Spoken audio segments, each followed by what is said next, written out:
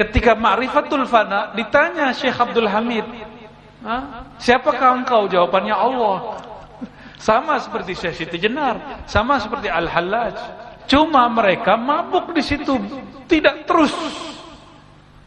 Karena lautan itu dia sangat dalam. Samudra fana itu sangat dalam. Jika dia berhenti di situ, dia akan terus tenggelam, tidak bisa kembali. Gak ada orang saklek dalam bermakrifat. Ya, maka jika ada orang bertorikot hari ini tidak menerima keluasan syariat, mereka telah melanggar daripada adab-adab rohaninya. Pertama, ma'rifat Sayyidina Abu Bakar disebut Siddiqiyah.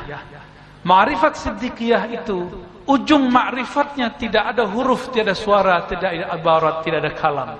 Ketika seorang hamba mengaku, ya Allah, semakin aku mengenal engkau, semakin merasa aku tidak mengenal siapa engkau. Itu sebabnya zikir Sayyidina Abu Bakar, zikirnya khafi, matanya dipejam, lidahnya dikunci ke langit-langit, lalu dia diam.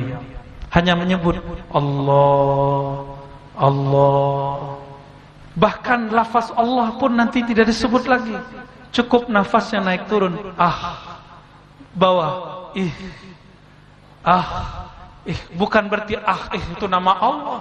Meskipun demikian kita akan tetap dituduh orang sesat, tidak ada masalah. Yang penting kita sadar bahwa kita lurus.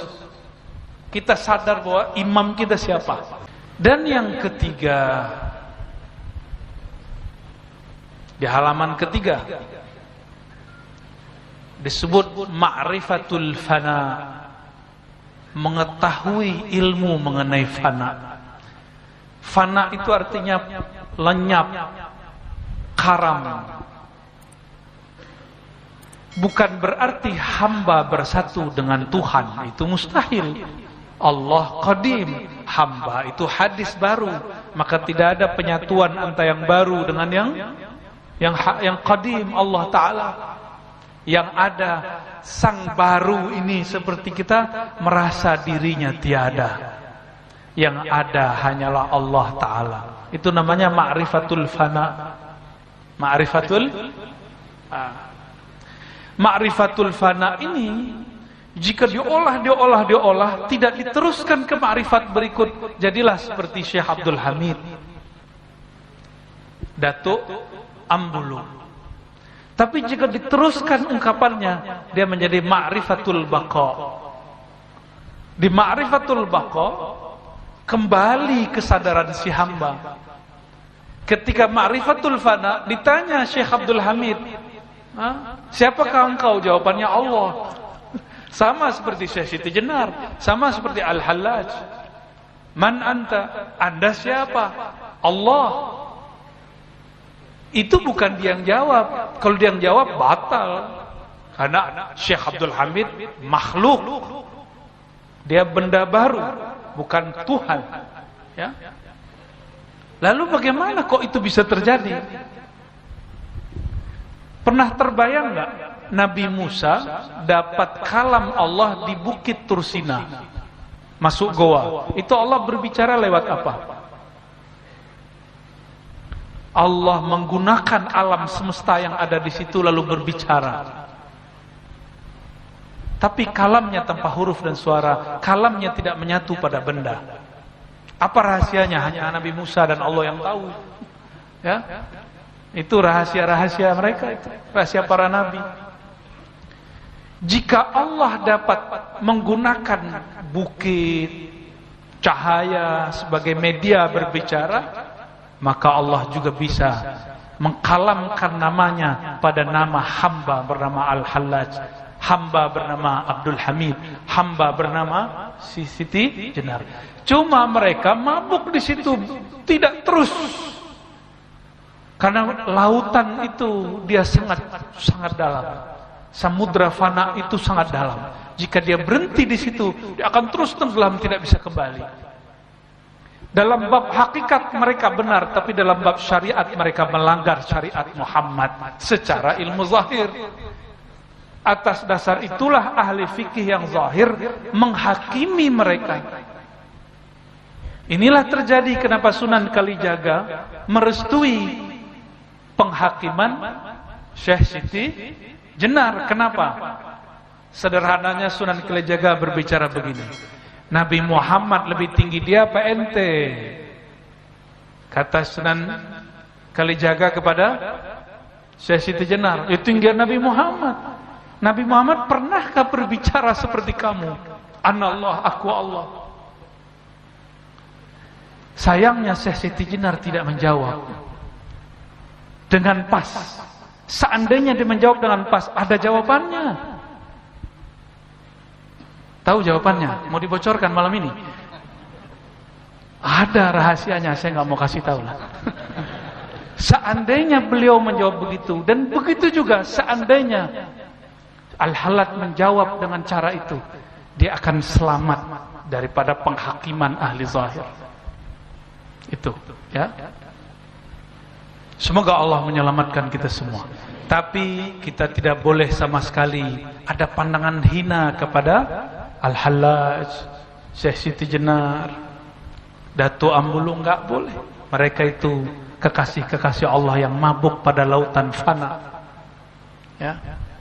Tapi karena zahirnya terlihat oleh ahli zahir melanggar, sebenarnya tidak. Kalau mereka faham, kan orang mabuk kena hukum enggak? Orang mabuk enggak kena hukum. Inilah kelebihan daripada Datuk Kelampayan Syekh Muhammad Arsyad Al-Banjari. Beliau tidak mau lama berputar di samudra fana. Dia lanjutkan dengan izin Allah terus kepada maqamul baqa. Bukan berarti Syekh Siti Jenar tidak sampai ke baqa. Baqanya pada fana dia. Ya, nanti pusing kalau saya bahas itu terus ya.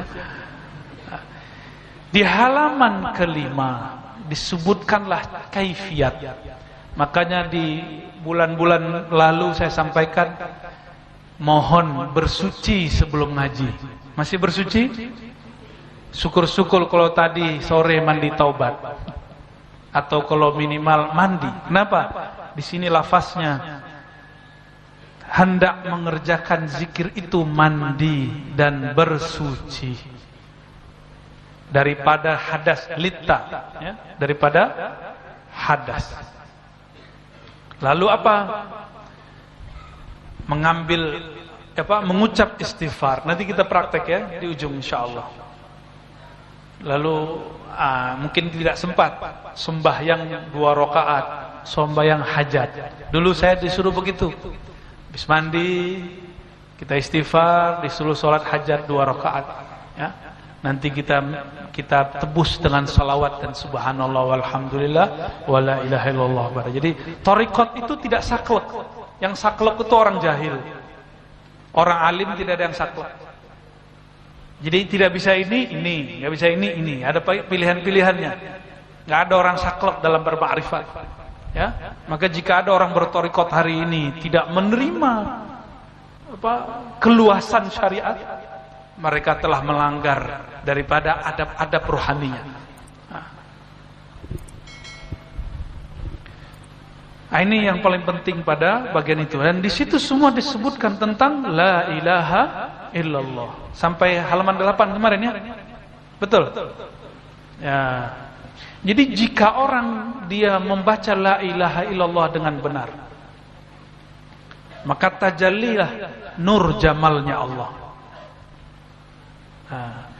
Apabila rasa ini Allah beri, maka dia disebut dapat jazab. Jazab itu ditarik rasa oleh Allah. Rasa itu adalah karamah paling tinggi, ya. Dan itulah kasyaf yang paling kuat. Di sini ada 2 aliran ma'rifat. Pertama, ma'rifat siddiqiyah. Yang kedua, ma'rifat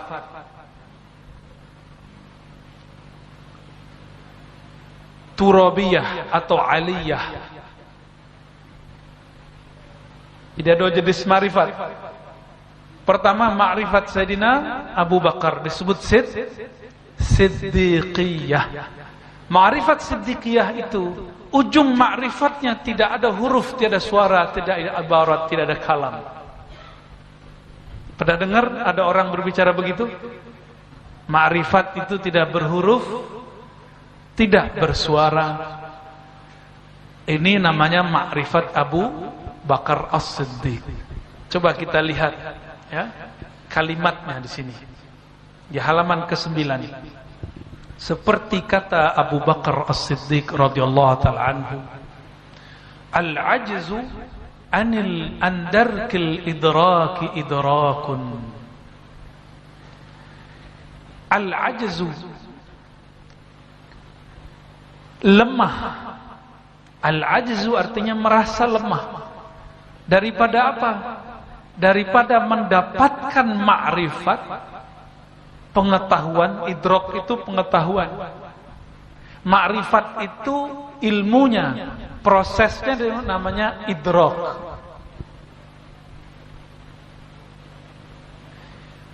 Ketika seorang hamba mengaku, ya Allah, semakin aku mengenal Engkau, semakin merasa aku tidak mengenal siapa Engkau.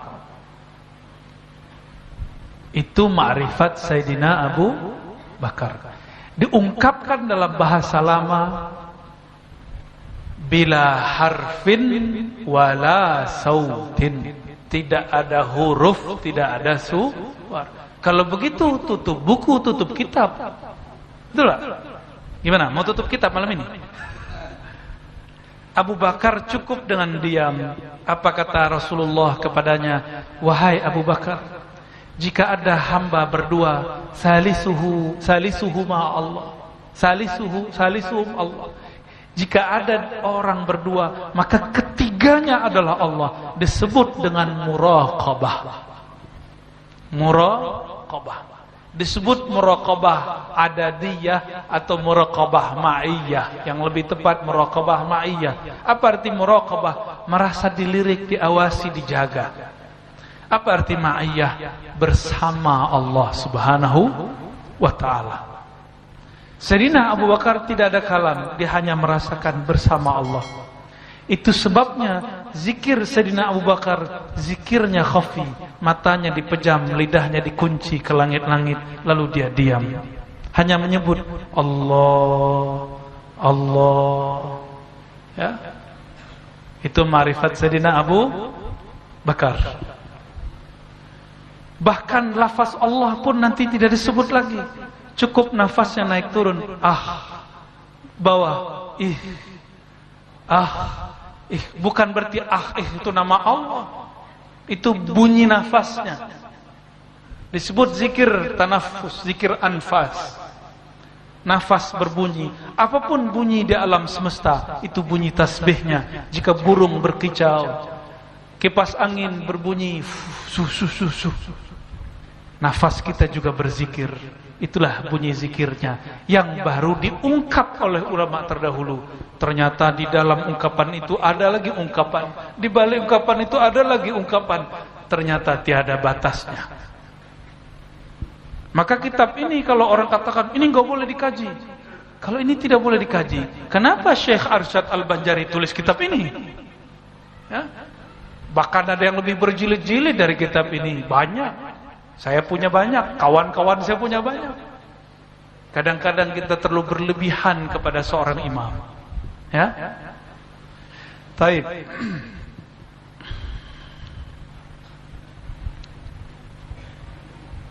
Ada yang kedua, ma'rifat Sayyidina Abu Bakar, Sayyidina Ali. Sayyidina Ali disebut Abu Turab karena pernah tertidur di masjid. Lalu Nabi SAW ambil debu di sayangnya kepada saudara, sepupunya dan juga mantunya. Maka disebut ya, Abu Turab. Turab itu artinya debu, bapak debu. Ya. Juga ada yang mengatakan bukan itu. Beliau tidak mau konfrontasi, bertengkar dengan istrinya. Lalu beliau mengalah. Keluar dari rumah, enggak tidur di kamar, tidurnya di masjid, beralaskan tanah. Disebutlah Abu Turab. Kita kalah sama Sayyidina Ali ya. Sayyidina Ali nggak mau tekar sama bininya. Ya. Kenapa? Pada diri Sayyidatuna Fatimah ada sir Rasulullah sallallahu alaihi wasallam. Nabi mengatakan, dia bid'atum minni, Fatimah bagian dariku. Menyakitinya, menyakitiku. Nah, ini nggak boleh juga nih, ya. Bukan berarti istri kita kalaupun bukan zuriat Nabi, wah kamu kan bukan anak Nabi. Nggak begitu ya. Lihat cara mereka menghormati pasangannya. Kita minta ampun kepada Allah jika menyakiti pasangan-pasangan kita. Astaghfirullahalazim, ya. Apa kata Sayyidina Ali? Kullu ma takhtur fi khayalik. Kullu, setiap yang takhtur, yang terlintas fi khayalik, di dalam khayalmu, imajinasimu, kecerdasanmu, wa tasawwur fi balik, wa tasawwur fi balik, dan semua apa yang tertasawurkan, tasawwuru ya, bukan tasawwur, fi balik, dalam balmu. Bal itu artinya akal, pikiran. Fallahu bi khilafi dzalik, Allah berbeda dengan semua yang engkau bayangkan, yang engkau gambarkan. Kenapa? Allah lebih dahulu ada dari semua akal, maka akal tidak akan sanggup membayangkan Allah. Inilah sebabnya haram membayang-bayangkan zat Allah. Boleh belajar ma'rifat zatullah, tapi haram tafakkur fi zatillah. Itu dua hal yang berbeda. Ma'rifat zatullah ujungnya laisa kamitsli syai', tiada yang serupa dengannya. Itu ma'rifat zatullah. Tapi kalau memikirkan zat Allah, belajar malam ini 1 jam lagi gila. Pasti. Maka itulah alasannya kenapa asas tasawuf mesti berakidah yang sahih, akidah yang benar. Meskipun demikian kita akan tetap dituduh orang sesat, tidak ada masalah. Yang penting kita sadar bahwa kita lurus. Kita sadar bahwa imam kita siapa.